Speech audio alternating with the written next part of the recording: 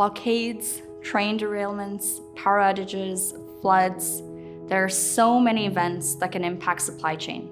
And for many of our customers, business continuity amid these disruptions is a major focus.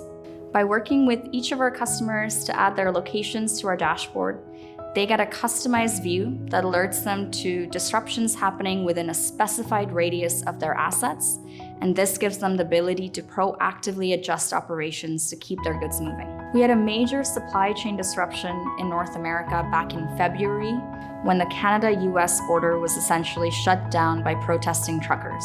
For our customers with manufacturing operations in both countries, having a major trade route closed was very costly, and they had to find different solutions.